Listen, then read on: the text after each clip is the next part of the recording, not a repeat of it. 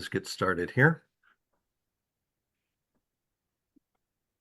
And if you guys are on Facebook, I'd appreciate it if you see this on Facebook with me through mine, share that out too, so maybe we can get a few more people to look here as well. All right, let's do this. Good evening, fellow Toastmasters and any guests out there. They're joining in on Facebook Live, on TikTok, and other places right there. Welcome to session 19 of the Engagement Room. This is a place where speakers can come and speak for 20 minutes or longer for whatever subject that they would like to talk about, with a safe audience, a place where you can throw out questions and get answers back. You can give a speech. You can have people ask you questions all the way through.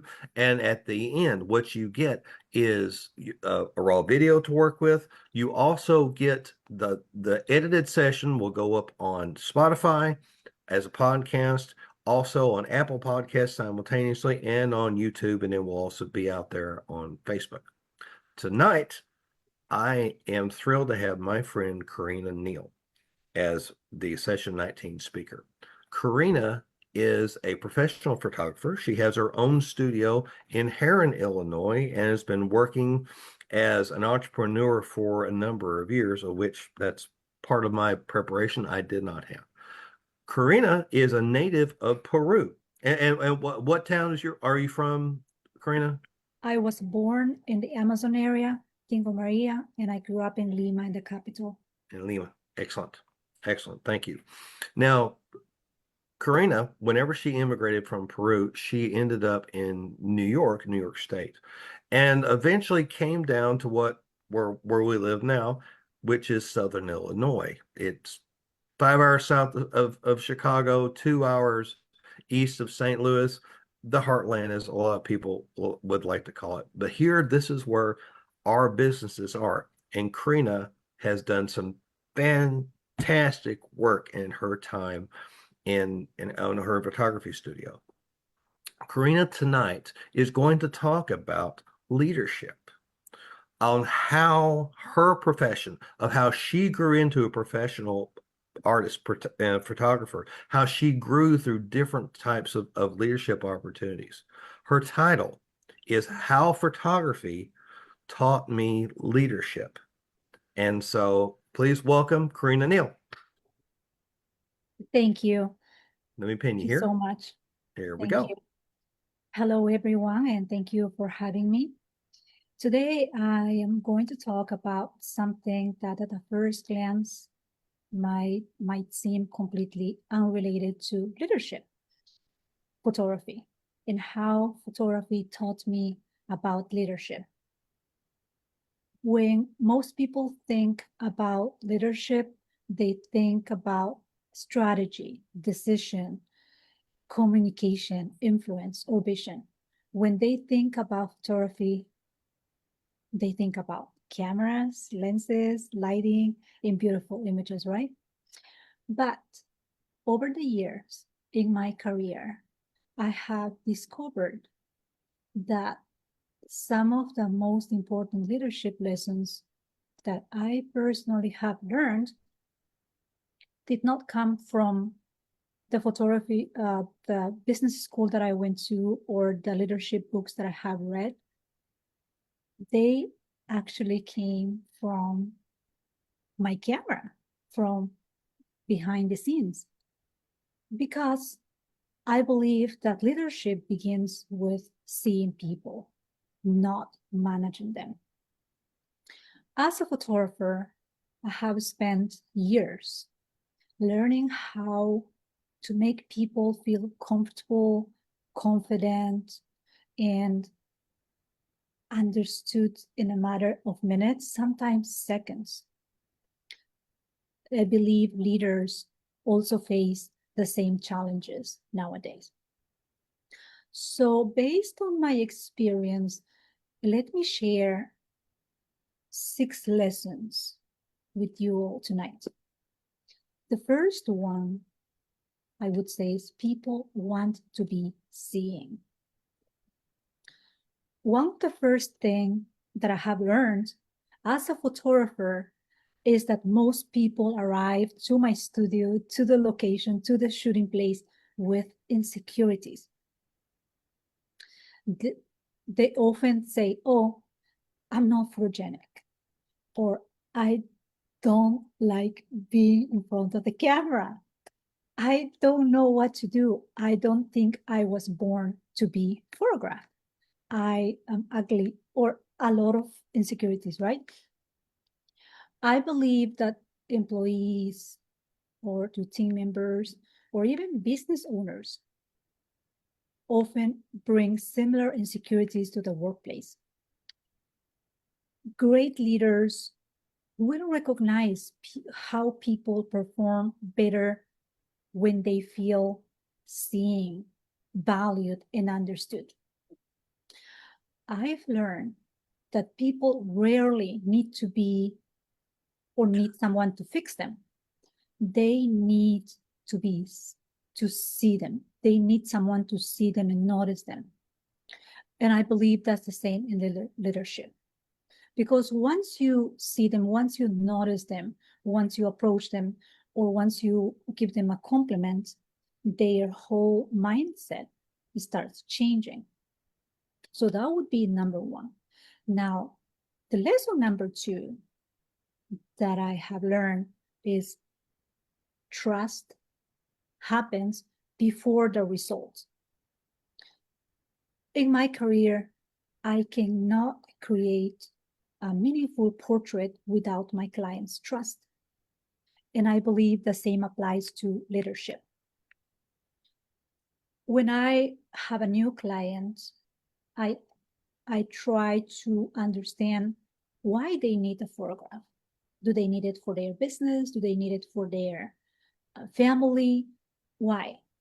And I let them know if I can help them, or if they have insecurities, I let them know with my expertise how to help them. So I build trust before even the session. So people start following your vision. If you're planning something, you already put a vision in their brain, right? And they need confidence. They need to trust you as well in your character, in your profession. And I would say leaders should ask, do people trust me? Do my team is trusting me? Do they feel safe around me? Do they believe that I can care about them? Because photography also taught me that connection comes before performance. So for me, having a first meeting with my new client, it's so important because we connect. We are not strangers anymore. We talk about a family member or their business or their product during the session. We already have some connection. We already have some trust going on, and that is really important. And I believe that trust happens before the results.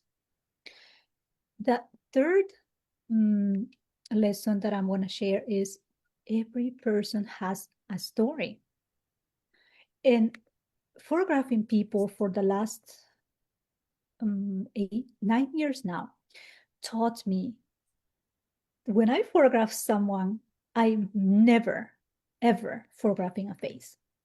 What I do photograph is emotion, experience, the struggles, their families, their dreams, even their frustrations.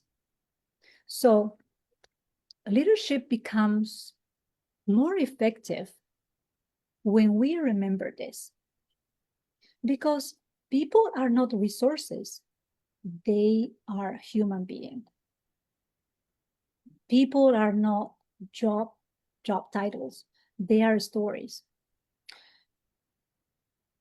Too often, organizations focus on productivity, but they forget about humanity.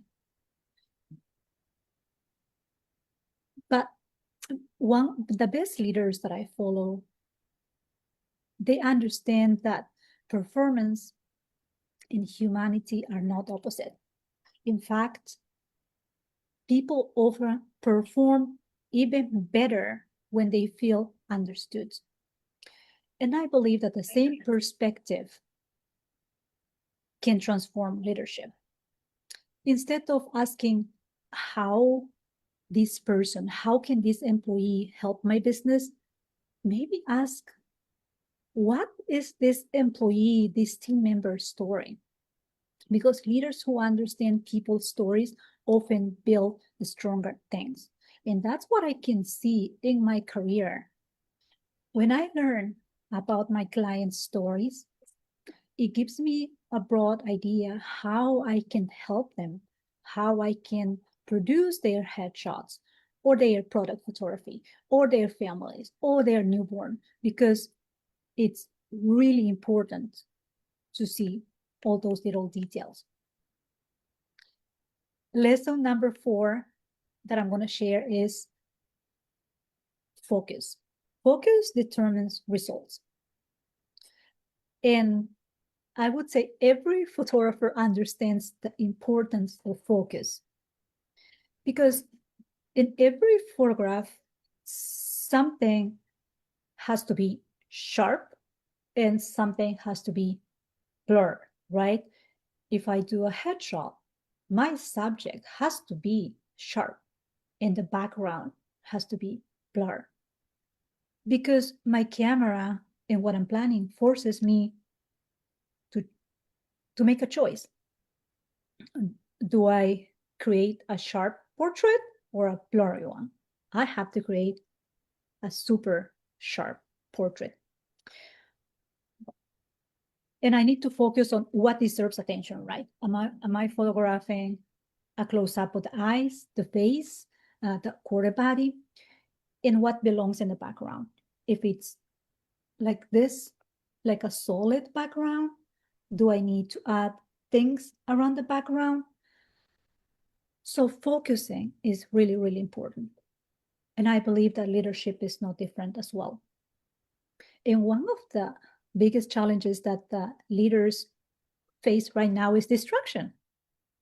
There are always more opportunities, more projects, more emails, more requests, more demands than we actually have time to manage, or time allows us to do things, right?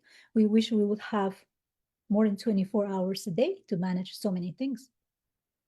The question is not only about the things that we have to do. The question is, what deserves our focus? I've noticed that successful leaders, I believe they do have photographers' mindset, because they focus on what matters and they remove everything else that doesn't matter. They understand that focus is not about doing more, it's about deciding what matters most. Because when everything becomes priority, nothing is actually priority. So it's really important to focus, right? In my case, if I want to create a powerful photograph that directs towards your eye, that's going to be my subject, right? If I'm photographing Tim or a baby, I want my focus to be on Tim's eyes, on face. So a leader, a powerful leader, will direct the team's energy toward what is clear, the clear objective or goal, and that will require intentional focus and ignore any type of distractions. Because sometimes it's not about adding things, as I said before. Sometimes it's actually about removing things. Maybe these lights, I don't know if you can see the lights here in the background. Maybe sometimes the light is not needed, just the black plain background is needed, because all this is about me saying a message. It's not about the background. It's not about the light, right? So it's really, really important to focus. That's how photographers simplify a composition And leaders simplify priorities as well, because clarity creates momentum, right? When you have clarity in whatever you're doing, you keep going because you have everything so clear in your path. You know where you're going. There's no distractions. That's very important. Lesson number 5, patience. I have photographed so many babies, toddlers. If you are a mom, if you're a grandpa, you see how toddlers behave. They are running nonstop, like they don't have any uh, fear of danger. They just run and they are here and they're hyperactive.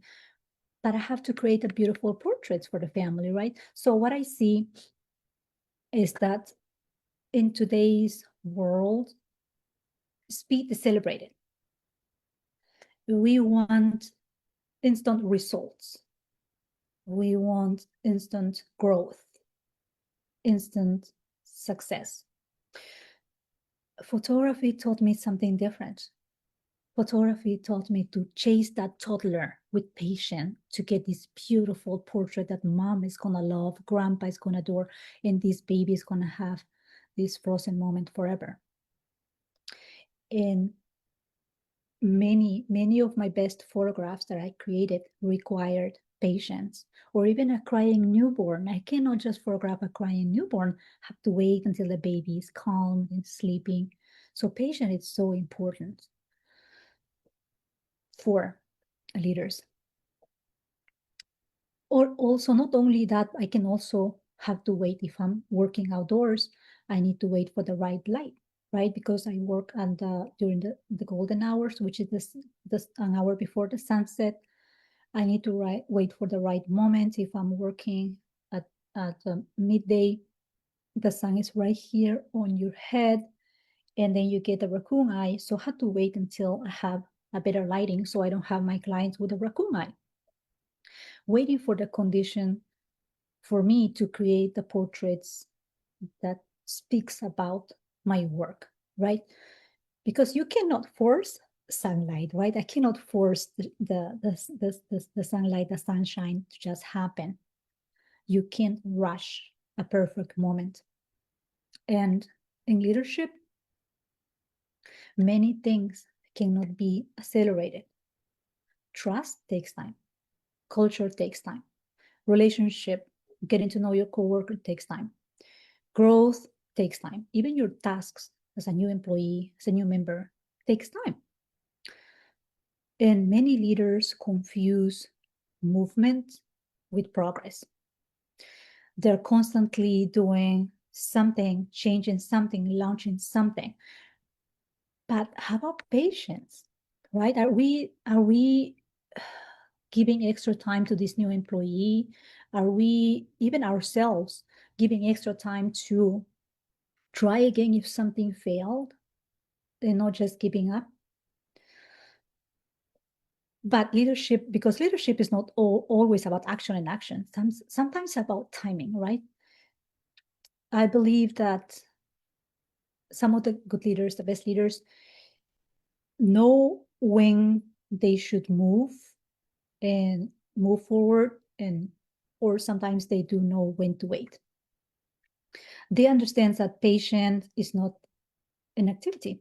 Patience is a discipline, this restraint that has to be practiced every day, because you can lose patience and they just say, I give up and I won't wait anymore. But you have to practice patience as a discipline. Photography taught me that timing can transform an ordinary image into extremely beautiful, unique one. And that's why I believe that patience is so important as well.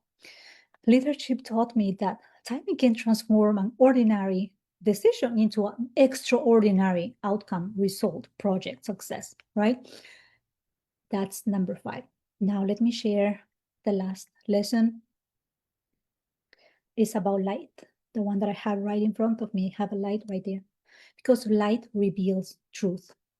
And photography is painting, drawing with light. Without light, even if I have the most expensive camera, it won't create an exposed photograph. Or sometimes there won't even be an image. When I use my professional camera and it's connected to my strobe in my studio, and my transceiver and my receivers are not connected, I press the shutter and it's black. It's pure black because there's no light coming through the lenses to help me expose my my client, right? My subject. Without light, there's no image. Light reveals details that darkens hides. Leadership also requires light. And by light, I mean honesty, clarity, transparency, truth, right? Organizations, companies, corporations, they struggle when information is hidden, when team struggle, or when communication is unclear. People struggle when expectations are uncertain or unclear. The strong leaders will create clarity to avoid those things. They illuminate the reality rather than hiding it or making it dark. They don't pretend the problems don't exist, because problems exist everywhere. Problems exist everywhere. There's no one place where there's no problems. In a business, in a home, in a corporation, everywhere problems exist. They don't pretend that problems don't exist. They bring challenges in the open where they can be addressed, they can be discussed. One reason people trust leaders is because they provide visibility, right? They provide light. They shine light where there is darkness, where there's confusion, where there is doubt. And that leader is more trusted in many, many organizations. Photography reminds us that visibility creates understanding. And leadership reminds us that understanding creates trust. Thank you so much. Thank you so much, Karina. Let's give her a round of applause. Well done. Thank you so much. All right, let's shift the focus here to go to multi-speaker mode here. All right then. So from our audience here, who's got the first question for our celebrated speaker tonight? Sandra? Yes, I was just about to raise my hand. These are great attributes, and I love the equation between photography and leadership. But I'm back in the other end of the camera where you're at. And in a way, you're controlling that environment, but you have to control yourself in order to do that. How do you gather your thoughts, have patience, slow down, focus, so that you can possibly even share that with your client? Yes, that's a great question. I would say empathy. I place myself into my client's shoes, right? If somebody tells me, Karina, I don't like this wrinkle, I'm aging, I have this wrinkle. I do place myself in that shoe and say, like, hey, I'm aging too. I have wrinkles as well. So I try to empathize, create a note like, okay, my client doesn't like this, my client has these insecurities in this and that. And I actually have a design notebook where I write down every client's insecurity. And when we have the actual session, I make sure to remind them, by the way, I took notes from our consultation. I'll take care of this. I'll take care of your double chin. So I'm going to use a higher angle so we don't show that double chin. Or I know you mentioned about your thick arm. I won't pose you on a 90 degree. I'm going to find a nice angle that your arm is going to be a little bit slimmed down. Oh, I know you told me about that you're losing hair and then you don't have much hair on the crown, but don't worry, when I edit, I'll retouch it and we'll go back and forth. And once it's approved, then I'll print it in your album, I'll print it in your canvas. So empathy is so important to understand your clients. All right. Thank you, Sandra. Who is our next person? Mark? I found what you said very, very interesting. I would like to know what magic you might find behind when you're behind the camera. You said something about a good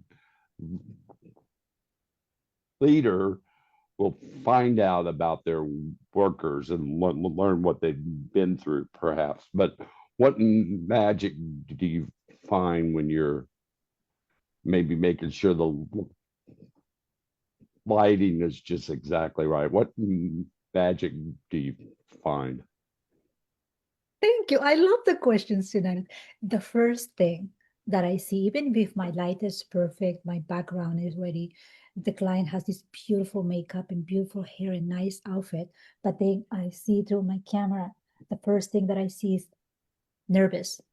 That, and I can see that on the shoulder. The shoulder is like this, trying to hide, trying to hug because they're scared on the camera. The first thing that I had to tell them, just relax that shoulder. So I can see that right away. And some other people, they don't know what to do and they go like this. They put their head so high up, and my husband is guilty of that. They don't know what to do. They're supposedly looking at me, but they are like this. And that is a no-no. In photography, you have to photograph at the eye level, right? So there are so many little details. And, you know, a regular person could be walking in a space, in an area with a photographer, a regular person and a photographer at the same time.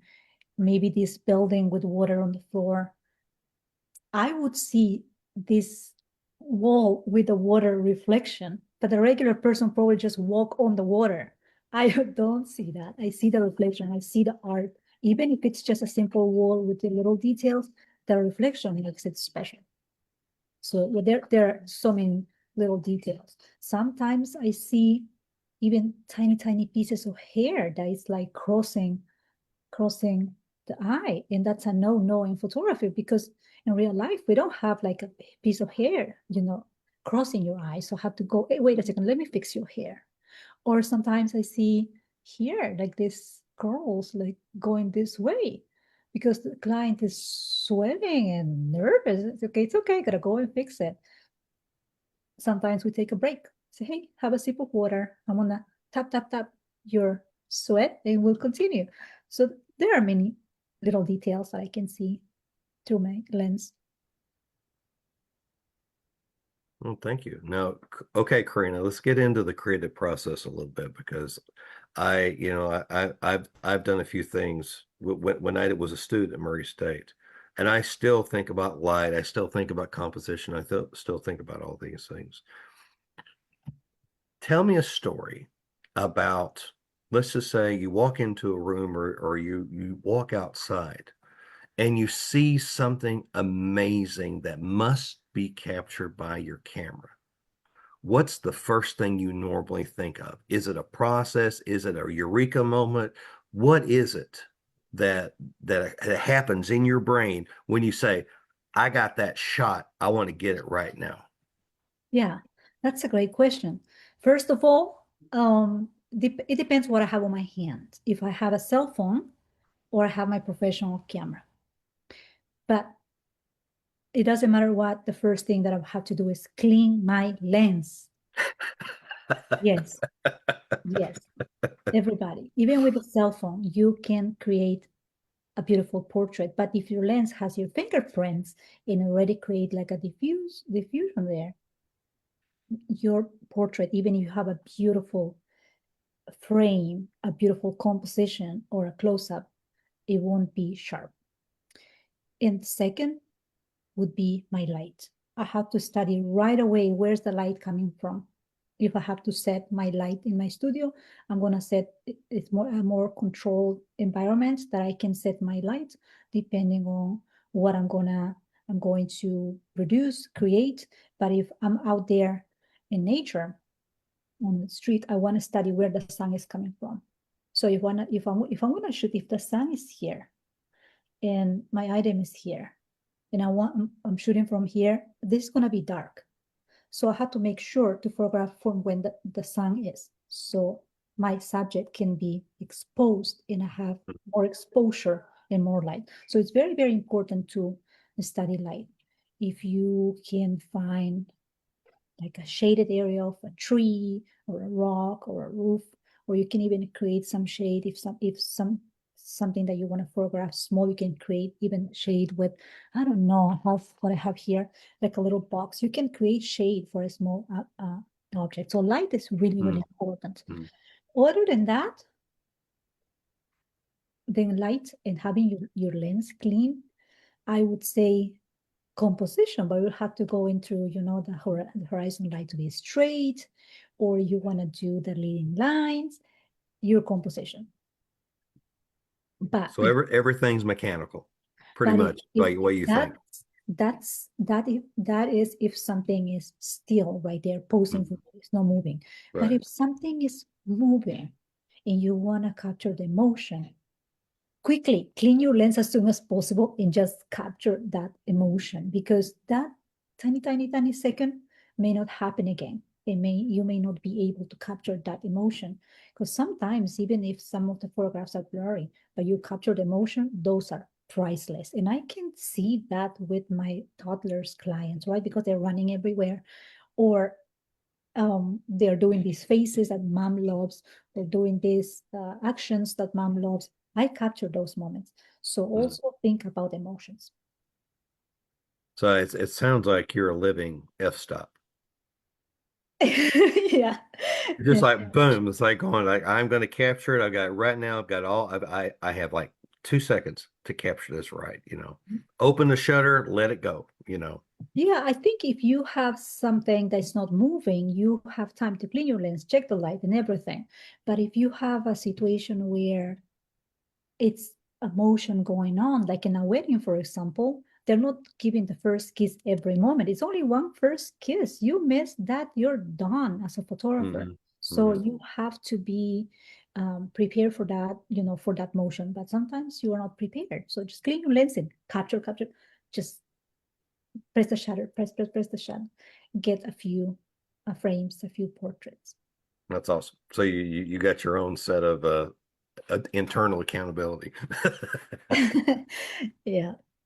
All right, then who's our next question? Linda, do you have you've been quiet?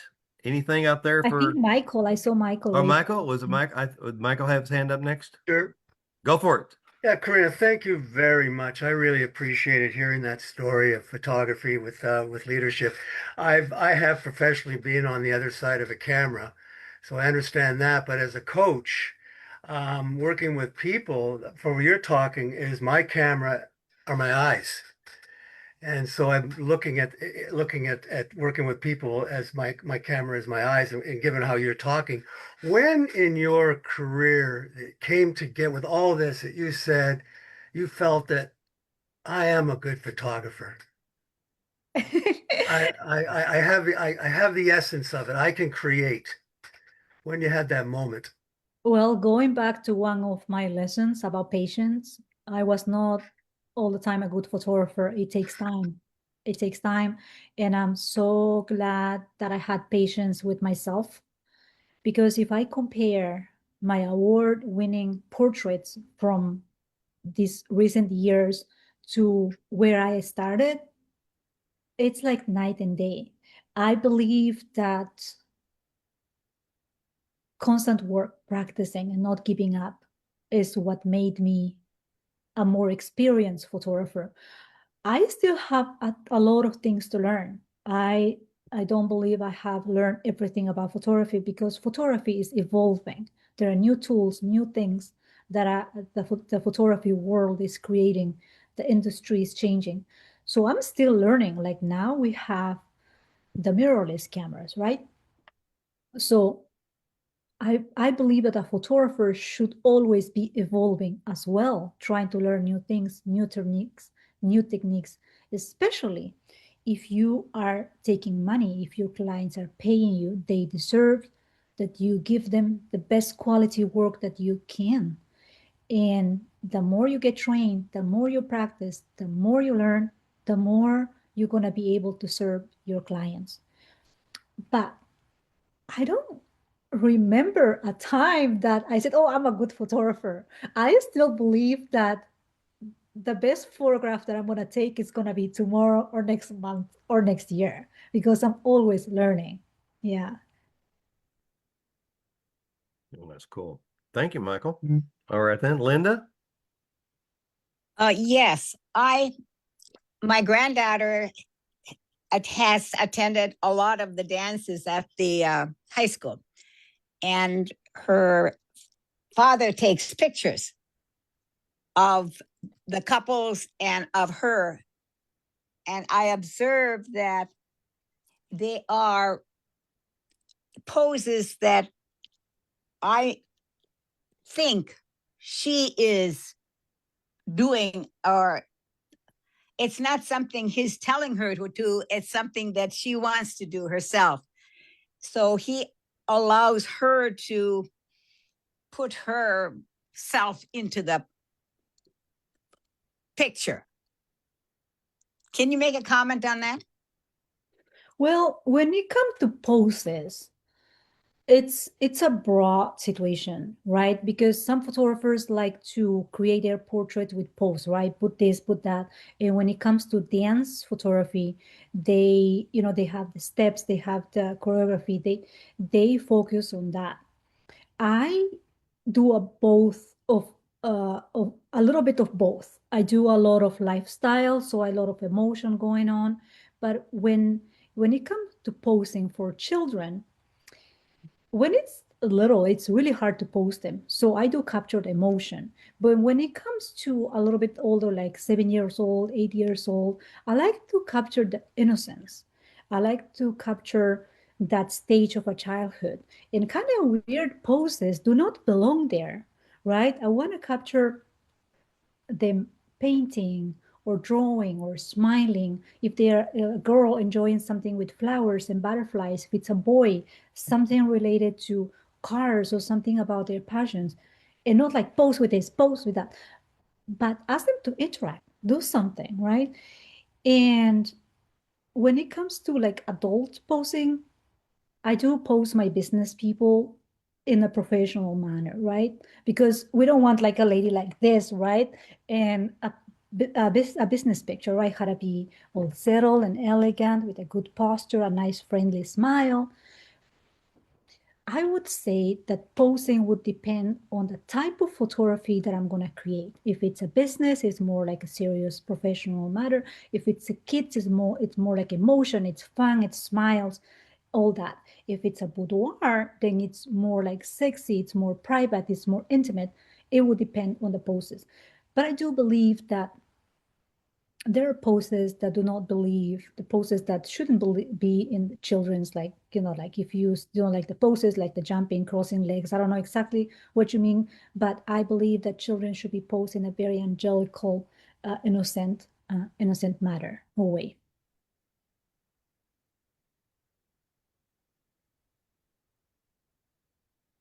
I hope that Thank helps. you. So again, talking about leadership, Karina. So you just completed about a year ago a term as the president of your Rotary Club in Carterville, Illinois. Mhm. So can you give us any afterward reflections on leadership from that experience? Because you can't be a Rotarian if you're not engaged in the community, and you are. And so here you were, you took that challenge and went and did that for a year. And I know it was very challenging. So can you tell us some reflections on that? Absolutely. I believe that being a leader of a volunteering organization, it's so different than being a leader of a company, a business, a corporation, because one is paid, one is unpaid. In my experience, being a leader of this organization that is showing up, actually paying their dues to volunteer, to participate, to do things in the community, to help people in need was an amazing experience. I have enjoyed every moment of my presidential year because I have worked with amazing human being, and I could see with my naked eyes the beauty of doing things for others without expecting anything in return. And this group of people, the Rotarians, the Carterville Rotary Club, they've been there for over 20 years or more. And I can see the beauty of their soul for everything they do in the community and for everything they have done so far and worked so hard so the club exists, the club keeps doing other things for the community. I would recommend anybody to participate in a volunteering organization, to go and participate in a Rotary, Lions Club, any other volunteering organization, because we take things for granted, right? We are blessed to have food, to have shelter, to have our family, to have a computer, to have internet. But there are so many things in so many people in need that this is a luxury. And if we are going to live our life just from work to the house and thinking about our own priorities, I understood that there's something missing in that. There's something missing because I question myself what I'm going to give back, right?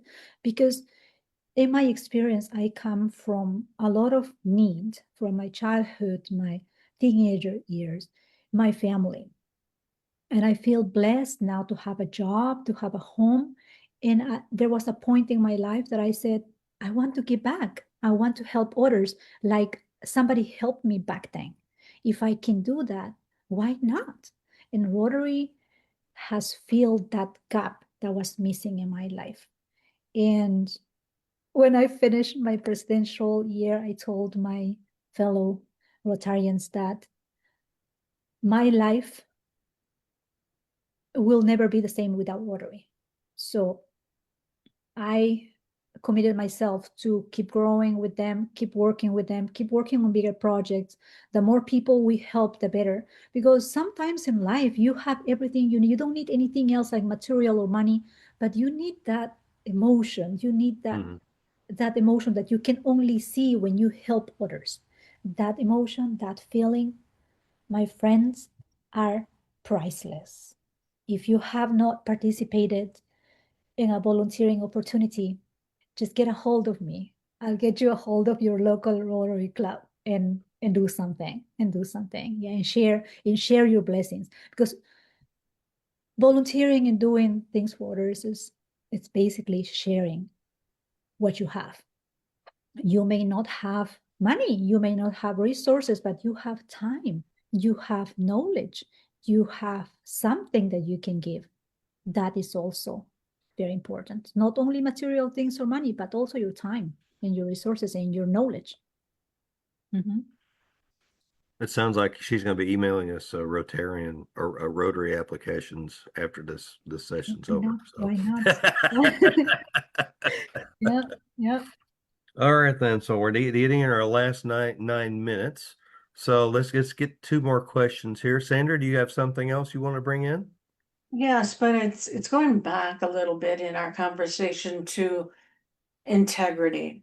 There's one thing that in both a photographer and a leader I cannot put up with is false. Oh, you look great. Don't worry. You're doing a good job. Or even in a Toastmaster speech. Great speech. And yet honesty hurts too. How can we balance those? I prefer honesty, but is that always the best in leadership or in photography? Well, I that reminds me when I studied emotional intelligence and how to understand a person, right? Because each individual reacts differently. So, as a photographer, working with a new client, you have limited time to learn about this person, to know about this personality. But from the beginning, I try to be honest, what I can produce, what I can provide, how I can help them. And I'm honest if I cannot help them, because if their requirement is way too crazy for me to create, I'm honest and I say, I don't think we're a match. I don't think we can work together because I don't want to promise you the moon and just so you pay me just and then just okay, I done this and goodbye. No. So being honest since the beginning is very important. When it comes to photography, you have to be honest with your client if you can provide that and show your work, right? This is what I can produce. This is I can promise you I can produce. But if you are requesting something else, I don't think I can produce that. When it comes to leadership, right? I think with my experience with Rotary, you get to know people, right? You get to know some people are friendly, some people are more serious, some people are shy, some people are this and that. But always, I think even if you want to be honest, the way how you say things is so important. And I cannot emphasize more to be kind, because the word that you say cannot go back to your mouth anymore. So being kind and being especially kind about the situation with nice words will go way far than being or confronting the person or being aggressive or yelling 100%. I can assure with my Rotary experience and with my corporation experience that I managed more than 500 people when I used to live in Peru. So being kind. And I always say this to my kids, to my daughter, my nephews, always start thinking about the positives. Hey, you're doing great with this, and this, amazing. But how about if you improve this and that? So starting with the positive things and then going to the negatives and encouraging them to change is going to go much better than confronting them. So kindness and honesty as well. Well, thank you. All right. Our last question. Who is it going to be? Mark, Michael, Linda?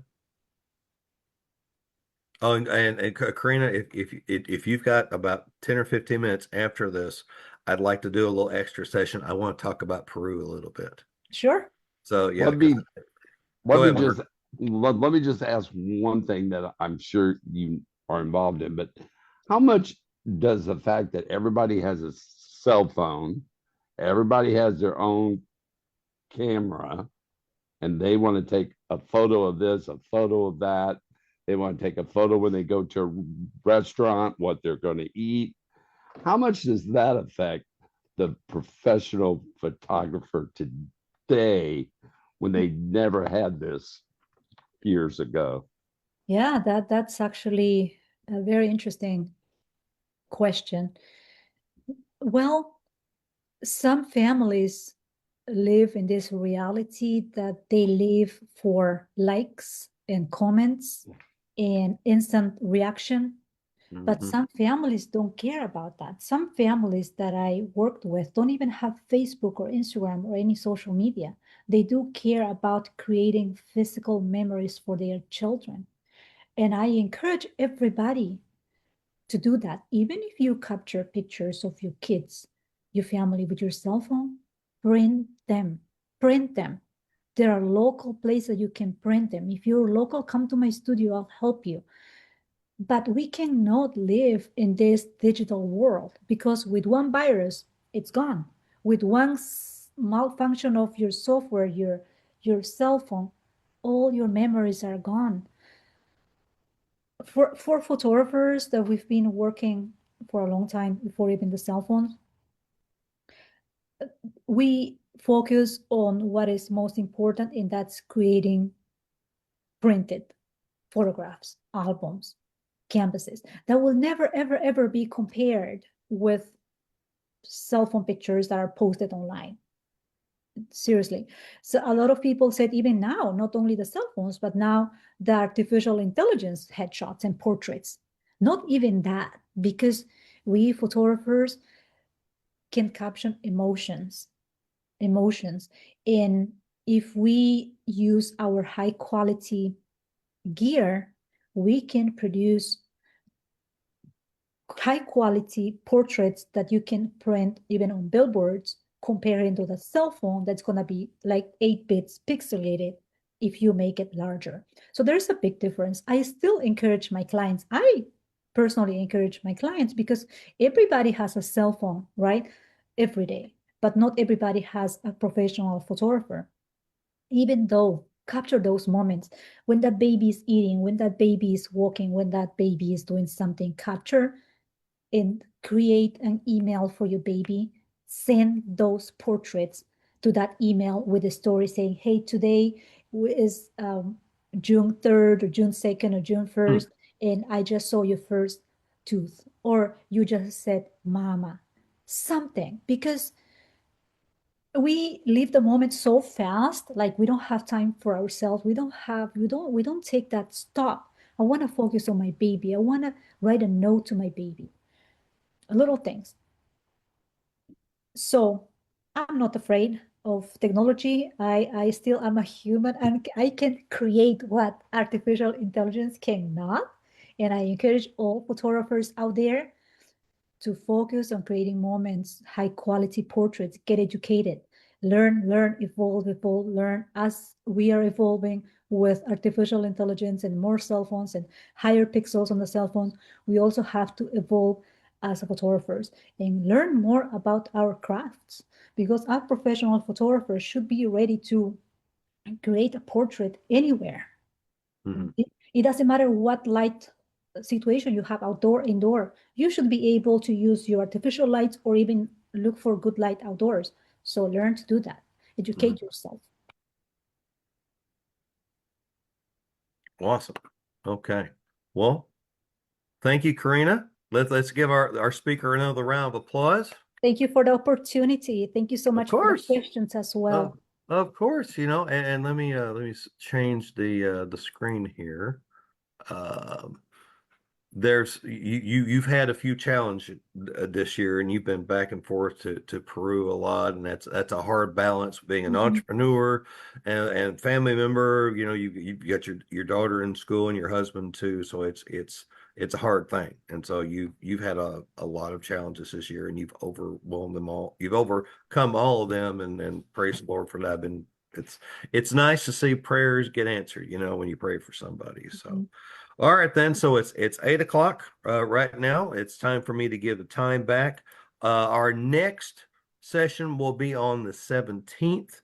Again, June and May seem to be challenging little times because I had a set schedule and it's blowing up. So I will be putting out some other information so everyone can see about June 17th. And thank you so much for everyone. And I'm going to not stop the live. I've been doing some things to basically try to record as much as possible. And every time I try to think over the application, over the algorithm, I mess up what I get at the very, very end. So this is the end of the session as it is. Thank you very much, all of you guys, for being part of it. Thank you.